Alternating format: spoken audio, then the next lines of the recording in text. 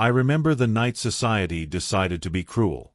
London glittered beneath chandeliers like a jeweled blade, sharp and merciless, and every guest felt it pressed against their spine. Silk whispered, fans fluttered, and laughter rang too brightly, as if noise itself might smother discomfort. At the center stood the Duchess, alone despite her title, her posture immaculate, her hands folded with ceremonial calm. She had learned that stillness was survival. Around her, eyes measured, mouths curved politely, and reputations were quietly sharpened, waiting for blood. Tonight fate watched silently, prepared to tip balance against her fragile remaining dignity, alone. She had been a duchess for 7 years, and lonely for nearly all of them. Marriage to the Duke had arrived like winter sun, pale and distant, admired yet cold. He stood across the ballroom now, tall and composed, his expression carved from discipline rather than feeling. Between them stretched acres of unspoken history, dinners eaten in silence, letters never written, griefs never shared. Tonight, whispers clung to him as well, murmuring divorce with indulgent fascination, savoring the elegant collapse of a noble union. No verdict had yet been announced, but judgment already breathed nearby, hungry, patient, and unforgiving, tonight. The Duchess felt it first as pressure, a tightening behind the ribs. A lady smiled too kindly. A gentleman bowed too late. Every courtesy became an accusation.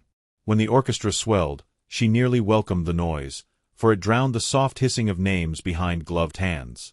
She lifted her chin, reminding herself she had survived worse than rumor. Still, humiliation has weight. It settles in the body, heavy as damp velvet, making even breath feel borrowed and conditional. Tonight dignity trembled, but it had not yet broken completely. She prayed silently for invisibility, or mercy, from indifferent witnesses nearby. It was then the stranger appeared, though few noticed him at first. He was unadorned, neither young nor old, dressed with careful restraint that betrayed a man accustomed to observation rather than display. He stood apart from the glittering clusters, watching not the room, but her. His gaze held no hunger, no ridicule, only a steady attentiveness that startled her more than cruelty could. In that look lay recognition, as if he saw the woman beneath the title. For a moment, she forgot the audience and remembered herself. Such moments were dangerous, fleeting, and rarely forgiven in polite society then. The insult came disguised as amusement. A matron laughed too loudly, remarking on loyalty as if it were a joke, and several heads turned expectantly toward the Duchess. Heat crept up her throat. She sensed the trap instantly, respond and seem guilty, remain silent and appear weak. Across the room, the Duke did not move. His stillness cut deeper than mockery. Something within her, long disciplined into patience, cracked with a quiet, decisive sound. She realized patience had only taught others how to wound her. Desperation rose, sharp and sudden, demanding an answer now. Before courage fled entirely from her. Her feet carried her forward before thought could intervene. Gasps fluttered like startled birds as she crossed the polished floor, past judgment and decorum alike. The stranger seemed to understand immediately, stepping closer without question. Their proximity ignited a stillness louder than music. She smelled rain on his coat, felt the steadiness of his breath. In that suspended heartbeat, the Duchess chose scandal over erasure, action over endurance, and reached for him. It was not romance that guided her, but survival sharpened into defiance. She needed witnesses to see her choose herself. The cost would come later, she knew well. She kissed him. It was brief, chaste, unmistakable. A public claim made without words. Shock rippled outward, freezing smiles, halting breath. Somewhere, a glass shattered. The orchestra faltered. The Duchess stepped back before anyone could speak, her heart hammering, her face pale but resolved. She had rewritten the moment, though not its consequences. In choosing the stranger, she had denied the narrative assigned to her, and London reeled. Scandal bloomed instantly, fragrant and vicious, fed by delight. Eyes darted toward the Duke, awaiting thunder or dismissal. What they saw instead was something far more dangerous, a fracture forming inside him. The Duke had turned at last. Color drained from his face, leaving him carved from stone. He looked not at the stranger, but at his wife, as if seeing her anew and too late. Pride warred with confusion in his eyes. Around him, society leaned closer, ravenous for judgment. He said nothing. Silence became his verdict, and it echoed. The Duchess felt its chill settle upon her shoulders, heavier than any whispered insult before. For the first time, she understood how alone power could be. Yet she did not regret the kiss. It had saved something unnamed, vital, within her. The music resumed awkwardly, but the night had changed irreversibly. Servants pretended not to stare. Guests rehearsed opinions already forming. The stranger inclined his head once, a gesture of respect and farewell combined, then withdrew into the crowd. Their eyes met briefly, sharing an understanding neither could voice. The Duchess remained standing alone, the epicenter of a scandal she had chosen. Her heart raced not with fear now, but with a strange, quiet clarity. She sensed this moment would demand payment later. For now, it granted her a single breath of freedom. That breath would haunt them all soon enough. As the ball wore on, conversations bent around her absence like water around stone. Outside, rain began to fall, tapping softly against the windows, as if applauding or warning. The Duchess watched reflections blur and thought of consequences yet unseen. Somewhere beyond the chandeliers, truth shifted its position. The stranger's name, his purpose, his danger remained hidden. And in the Duke's silence, something fragile had begun to crack, promising a reckoning no one in that room yet understood. History leaned closer, sharpening memory, waiting to record disgrace or redemption. The night held its breath, unkindly, for what followed next afterwards. By morning, the kiss had acquired a life of its own. It crept through breakfast tables and carriage rides, slipped into correspondence and clubrooms, and settled finally into print, dressed in euphemism and malice. London spoke of nothing else. The Duchess awoke to a city that had already decided her fate, though she had not yet risen from bed. Outside her windows, fog clung low and damp, blurring the iron railings into shadows, as if the world itself preferred not to look too closely at her disgrace. Within the Duke's house, silence hardened. Servants moved with studied care, avoiding her gaze, their loyalty strained between obedience and curiosity. No message came from her husband. His absence pressed heavier than confrontation would have. She dressed deliberately, choosing restraint over drama, dark silk over color, dignity over pleading. When she descended, the house seemed altered, corridors longer, ceilings colder, as if architecture had shifted in response to rumor. She wondered whether walls could listen, and whether they, too, judged her harshly. The first token arrived before noon. It was returned gloves, neatly folded, left without explanation upon a hall table. She recognized them instantly. Her breath caught, not from fear, but from the peculiar tenderness of the gesture. He had not kept them. He had not vanished. In returning what she had lost, he acknowledged what had passed without exploiting it. The gloves felt warmer than they should have, as if holding the memory of steady hands. She closed her fingers around them, sensing intention where society saw only scandal. By afternoon, the whispers sharpened. Friends withdrew invitations. Acquaintances sent notes heavy with concern and heavier with distance. She became a cautionary tale recited with relish. At a milliner's, conversation stopped when she entered. At church, pews shifted subtly away. Shame followed her like perfume, cloying, inescapable. Yet beneath the humiliation, something unexpected stirred, resolve. She had endured neglect for years. She would endure judgment too. What unsettled her was not disgrace, but uncertainty. The stranger's silence carried weight she could not yet name. They crossed paths again at the opera, inevitability disguised as chance. He did not sit beside her. He did not bow extravagantly. He merely inclined his head, eyes grave, acknowledging her presence as one might acknowledge a vow. In that small gesture lay restraint sharper than passion. Around them, lorgnettes lifted, catching the exchange, manufacturing meaning. The Duchess kept her gaze forward, pulse quickening. She understood then that restraint itself had become provocative. Their care invited curiosity more vicious than any impropriety. That night, a letter arrived, unsealed, delivered by a boy who would not meet her eyes. The paper bore no crest, only her name written with deliberate calm. Inside, a single sentence thanked her for courage she did not know she possessed, and warned that kindness often bore consequences never intended. No signature followed. She read it twice, then once more, feeling its gravity settle. It was not flirtation. It was caution.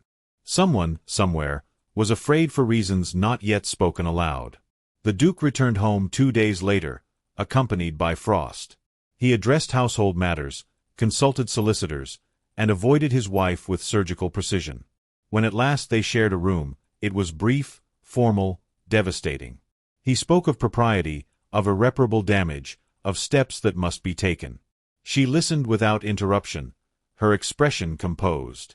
When he finished, she asked quietly whether he wished to know the truth. He hesitated, pride warring with curiosity, then declined. His refusal cut deeper than accusation. In turning away, he chose ignorance, and sealed the wound between them further. Outside their private fracture, scandal bloomed unchecked. The stranger was described variously as a fortune hunter, a radical, a seducer. None guessed how wrong they were. One afternoon, as she stepped from a carriage, she stumbled, her heel catching stone. Before servants could reach her, he appeared, steadying her with swift discretion. The contact lasted seconds, yet it was enough. Witnesses murmured. Headlines followed. He had touched her arm, nothing more, but in London, suggestion outweighed fact. Later that evening, another token arrived. This time, it was a pressed flower, dried but carefully preserved, enclosed without note. She recognized it from the ballroom's arrangement that night. He had taken it as one might take evidence, or remembrance. She placed it between pages of a book she had once loved, understanding instinctively that these small offerings were not courtship, but markers. Each token said, "Remember, endure, be patient." They steadied her more than apologies could have. As days passed, the Duchess noticed something else shifting. People watched the Duke now with the same curiosity once reserved for her. His composure appeared strained, his temper brittle. Papers circulated. Questions arose quietly regarding inheritances, past agreements, forgotten obligations. She sensed currents moving beneath appearances. The stranger's presence, restrained yet persistent, seemed to disturb foundations long thought secure. For the first time, she wondered whether the kiss had protected more than her own dignity, whether it had deflected danger she had not yet seen. On the 7th night, rain lashed the streets, turning gaslight into trembling halos. She stood by the window, gloves folded beside her, flower pressed safe, letter memorized. Somewhere in the city, truth gathered momentum. The Duke signed documents in another room, unaware of what they would summon. And far away, the stranger prepared for a reckoning that would no longer remain hidden. The rumors breathed now, alive and restless, edging closer to revelation, and the Duchess felt certainty settle like thunder, promising that silence could not last much longer. The rain had softened into a steady drizzle, tracing silver rivulets along the glass panes of the conservatory where the Duchess waited, the air heavy with the scent of damp earth and blooming camellias. Candlelight trembled across polished mahogany, casting long shadows that danced across walls lined with books and curiosities, each object a witness to secrets and silences alike. She folded her hands, her gloves discarded, her heart quickening with a mixture of anticipation and dread. Tonight, she was no longer a duchess in the eyes of society. She was merely a woman waiting for truth to arrive, however unyielding or shattering it might be. He entered silently, footsteps muted by the thick carpet, yet he carried the presence of inevitability. The stranger, who had once seemed peripheral, now stood at the threshold of revelation. His coat bore the faint scent of rain, mingling with something warmer, human, an understated confidence forged in restraint. Their eyes met, and in that instant, words were unnecessary. He gestured toward a seat opposite her, a formal courtesy layered with unspoken intimacy. She did not move. She did not need to. Recognition alone bridged the chasm of weeks, connecting despair, endurance, and the quiet hope she had not yet allowed herself to name. "Milady," he began, his voice low, measured, careful not to startle, yet resonant with gravity. "I have kept a truth from you, and it has grown heavier with each passing hour. It is time, you know, for the consequences touch not only you, but those whose lives are bound to yours by threads invisible yet unbroken. He paused, as though weighing the fragility of her composure against the necessity of disclosure. She inclined her head, lips pressed in resolve. She had long learned that patience in hearing truth was a power as vital as courage in action. He removed a small, leather-bound ledger from his coat, setting it upon the table. Its edges were worn. The pages, meticulously penned, contained names, dates, and obligations that had never reached public attention. He traced a finger along the entries, each stroke deliberate. "This," he said, "contains the record of what many presume lost or forgotten. Your kiss, an act interpreted as folly or defiance, was in fact the act that preserved more than mere dignity. It safeguarded a life that, once revealed, would have changed everything." Her breath caught. A rush of disbelief, mingled with relief, tightened in her chest. "You speak in riddles," she murmured. "Are you the one whom I saved, or was it my reputation I endangered?" His eyes softened, reflecting the flickering candlelight and something deeper. Gratitude, perhaps, or mourning for a danger narrowly averted. "Both," he replied. "You acted without knowledge, yet in that singular, decisive moment, you altered fates that none besides us could see.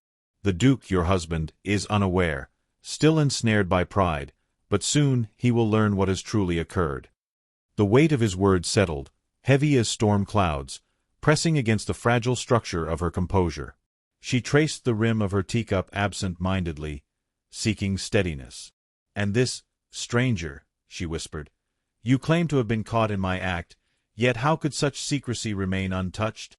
His gaze did not waver. "Because I am bound by oaths older than this city, commitments sworn long before whispers of society ever mattered. I could not reveal myself, not even in defense, for the moment of necessity must remain hidden until the hour arrived. You saved me without knowing, and in doing so, preserved all that cannot yet be spoken." She leaned back, the chair creaking beneath her. The truth shimmered, half light and shadow, like a veil lifted just enough to glimpse the machinery behind the world's cruelty. Her mind raced, connecting threads previously invisible.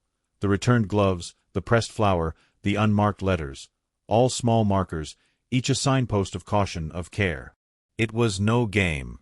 It was no accident. Her actions had been interpreted as scandal, yet they had been instruments of protection, precise in their unseen impact. The stranger continued, recounting moments carefully stored in memory. The near collisions on rainy streets, the subtle gestures, the moments where society's gaze might have wrought ruin. "Every token you received," he explained, "was placed to assure you that your courage was noted, not condemned. I could not act openly, yet I could ensure your survival. The world believes itself powerful. It believes it dictates honor, shame, and consequence. It does not. Those are the domains of choice, and tonight, you must understand the weight of yours." Her pulse slowed, her mind straining to comprehend the full measure of his revelation. She had acted out of instinct, defiance, and desperation, and yet the consequences had been profound. She realized now that her indignity, the blush, the whispers, the judgment, had masked a triumph no one else could perceive. The stranger, bound to secrecy, had relied upon her bravery as though it were a shield. She, who had felt powerless against rumor and aristocratic disdain, had wielded influence of a quiet, formidable kind. "And the Duke," she said, voice barely above the hush of rain. "He does not know? He presumes only folly, as society presumes? How can truth be hidden from him when it touches him so directly?" The stranger's expression darkened with an edge of sorrow. "Pride keeps him blind," he admitted. "He values appearances, order, and certainty above all else. Yet every document, every ledger entry, every confession withheld will soon align to reveal what you cannot undo. The hour of reckoning approaches, though its precise form remains uncertain.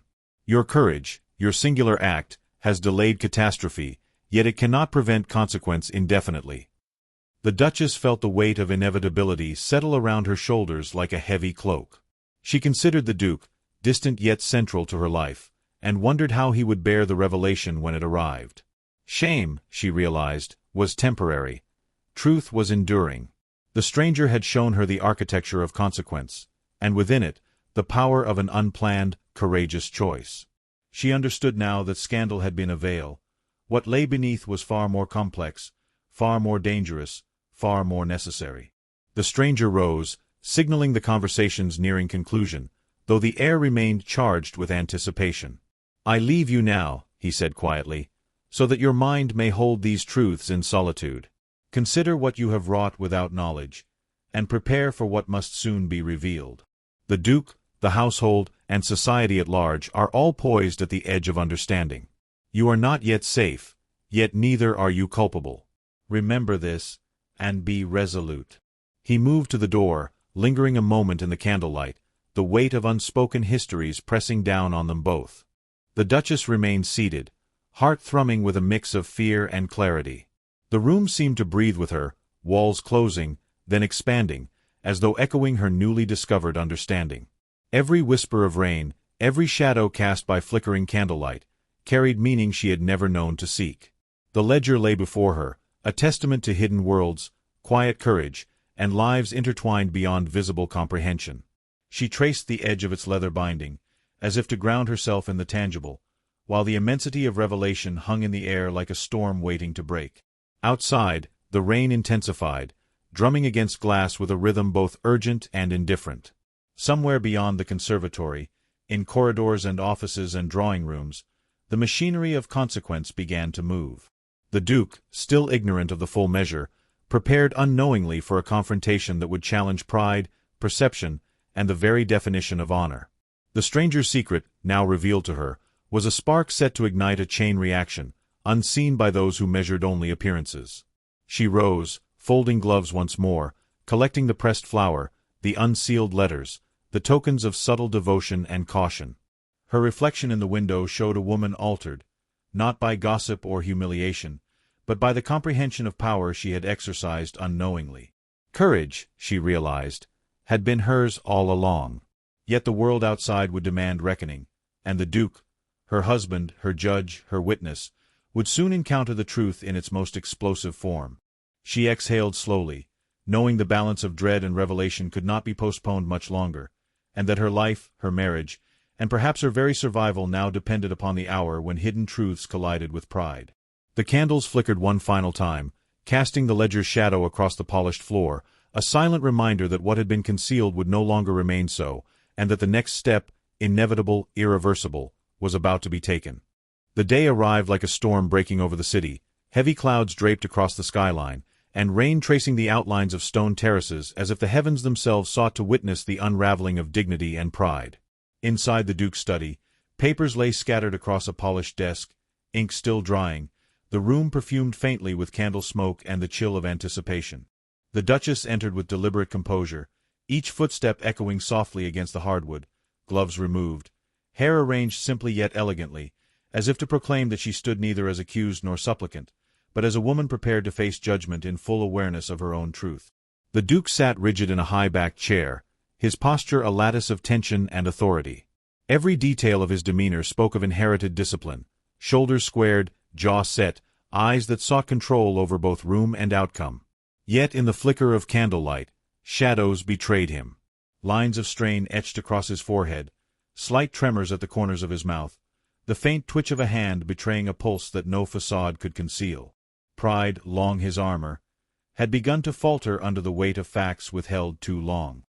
He regarded her with a mixture of wariness, disbelief, and something he would never name aloud, fear. A hush settled between them, thick as velvet, charged with the electricity of revelation. She placed the tokens before him, the gloves, folded with care, the pressed flower, delicate yet resilient, the unsealed letter whose ink had bled slightly in the damp of recent rain. These were not mere trifles, she said, voice steady, resonant, each word measured, deliberate. They were marks of protection, not seduction. They were evidence, not of folly, but of courage, courage that preserved what you cannot yet claim to comprehend. The Duke's hand twitched toward the papers, then recoiled. The room seemed to shrink, pressing in on him with a sudden awareness that he had been blind, prideful, and misled by appearances. He rose, moving to the window, hands clasped behind him, gazing outward at the storm-washed city as though seeking absolution from clouds and stone alike.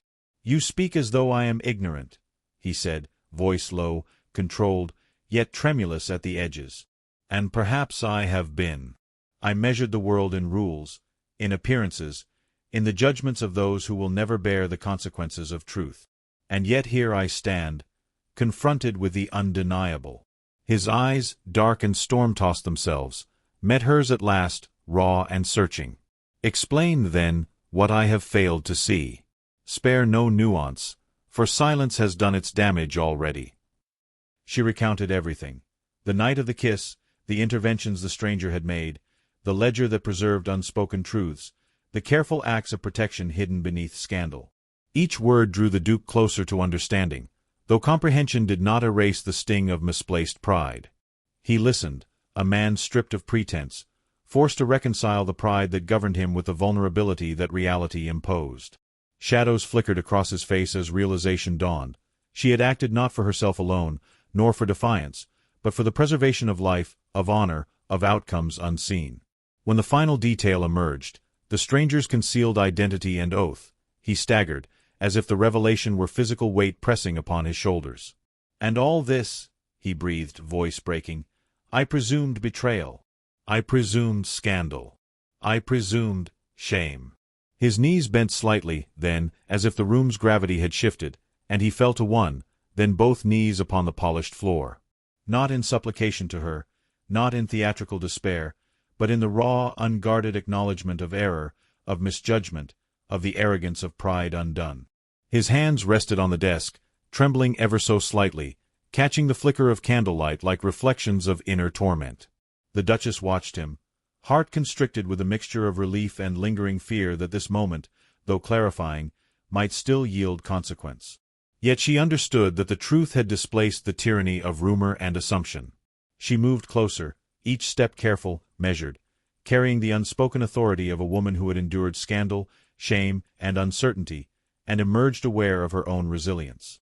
"You are not your pride alone," she said quietly, not reproachful, but with the gentle gravity of someone who has seen both fault and forgiveness intertwined. "And I am not folly. Witness what has passed. Understand it fully before words fail you again." He lifted his gaze, dark eyes glistening with emotion, reflecting candlelight and storm, shadow and illumination mingled. "You saved what I could not see," he whispered. "You acted with wisdom beyond my comprehension. I have judged poorly. God forgive me for the blindness of my assumptions." There was no ceremony here, no posturing. Only recognition, unadorned and terrible in its power. Pride had fallen, truth had risen, and in that intersection, something fragile yet profound was born. The air trembled with the intensity of acknowledgement, the sound of rain outside echoing like applause in the stillness. The tokens, now fully understood, became symbols of endurance and revelation. The gloves, pressed flower, and letters each embodied an act of silent heroism, acts performed for protection, not display, for courage, not vanity. The Duke's hands hovered over them, then slowly closed into fists, then relaxed, surrendering control he had long claimed as his own. In the room, shadows lengthened and shortened, the storm outside echoing the tumult within. Every heartbeat marked the slow dismantling of assumption, the collapse of arrogance, the opening of perception. Finally he rose, unsteady yet deliberate, and approached her with caution, as though measured steps could prevent past mistakes from imprinting themselves anew. "I do not know what repayment or recompense might suffice," he said, voice thick, trembling, carrying the weight of acknowledgement and longing. "But I know this, the error was mine alone. The courage, the truth, the grace, all yours. If I am to reclaim what has been lost, it will be by your judgment, not by my entitlement." His words, formal yet raw, bore the weight of centuries of etiquette and the sudden vulnerability of a man confronted by the consequences of misjudgment. She allowed a faint smile, tempered by relief and lingering caution. "There is no repayment," she said softly. "Only understanding, and the hope that truth may guide our next steps. We are bound now, not by error, but by recognition of what must be acknowledged, and what must endure beyond whispers of society." Her voice carried both authority and compassion, a blend of dignity forged through trial and insight earned through endurance. It was the first time she had addressed him not as a subject to societal judgment, but as an equal in comprehension and resilience. Outside, rain continued to drum against the panes, relentless, cleansing, indifferent. In its rhythm, the room felt both suspended and alive, a liminal space between past errors and future reckoning. Every object, ledger, gloves, flower, letter, stood as testament to acts unseen, interventions unheralded, courage unacknowledged by those who measure worth solely in appearance. The storm, relentless yet impartial, mirrored the turmoil subdued within these walls, echoing the collapse of pride and the emergence of clarity. The Duke remained close, eyes tracing hers, silently reconciling arrogance with understanding. The ledger rested between them, a reminder that truth is heavier than rumor, more enduring than judgment, and infinitely more powerful than the assumptions of observers. He could not yet speak fully of his repentance, nor could he articulate the depth of his admiration or his dawning realization of her fortitude. Words, for once, were secondary. Presence, acknowledgement, and silent reverence conveyed the immensity of revelation far more completely. The candles flickered one last time, casting dancing shadows that merged into certainty. The scandal, the whispers, the judgment, all had served to illuminate something deeper, more enduring. Pride had collapsed, as it must in the presence of truth. Recognition had emerged, fragile, yet irrevocable. And yet, as the rain whispered against the panes, a final tension remained. The stranger's secret, while revealed to her, had not yet fully touched the world outside these walls. Society remained poised for judgment, and the consequences of what she had unknowingly saved, and of the Duke's delayed comprehension, were not yet fully determined. She exhaled, heart steadying, knowing that the moment of revelation had passed, yet understanding that the world beyond still waited for clarity, still demanded reckoning. The ledger's shadow stretched across the polished floor, a reminder that truth, though revealed, carries weight beyond comprehension. And in the silence, the Duchess and the Duke faced each other not as adversaries, nor as victims of rumor, but as witnesses to the extraordinary collision of courage, secrecy, and consequence, poised on the threshold of what would come next, a reckoning that neither could fully anticipate, yet both now understood must arrive. Rain had softened to a gentle drizzle, the kind that turns cobblestones slick and reflective, painting London in muted silver. The Duchess stood at the drawing-room window, candlelight flickering across her face, illuminating features that had grown accustomed to scrutiny yet had not surrendered their quiet strength. Her eyes traced the pattern of water trailing down the panes, each rivulet like a thread of consequence weaving through the city. Outside, the world went on, indifferent to whispers, scandal, or the upheaval that had marked her life these past weeks. Inside, however, the stillness was absolute, the anticipation tangible, as though the house itself held its breath. The Duke entered quietly, the echo of his boots against polished floors breaking the hush. His coat was damp from the rain, but more so was he weighed by revelation.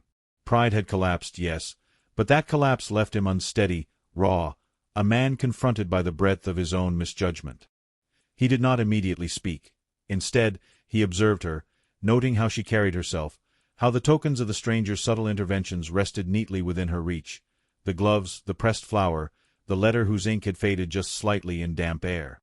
Each item seemed to pulse with significance, reminders that courage can be unseen, yet profoundly consequential. "Milady," he began, voice low, still unsteady, "I have walked through storms of my own making, and the world has judged us both too hastily. Yet here you stand, unwavering, composed, more than I could have imagined." His eyes glimmered with unshed emotion. The Duchess met his gaze steadily, a faint tilt of her chin signaling both acknowledgment and quiet authority. She had long endured judgment, had long walked the line between decorum and defiance, and now she allowed herself to measure him with the clarity of truth.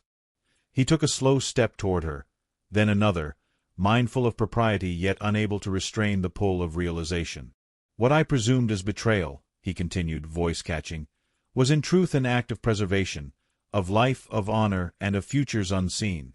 I failed to see, blinded by pride and expectation. Yet you have shown me the magnitude of courage in ways that cannot be measured by rumor or appearance."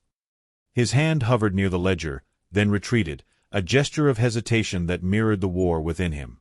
Each moment stretched taut, weighted with confession, acknowledgment, and the fragile promise of reconciliation. The Duchess's heart stirred, not with fear, but with recognition of the enormity of what had been endured and revealed. She stepped forward slightly, the movement measured, deliberate, signaling that she offered neither absolution nor entrapment, but comprehension and acknowledgement.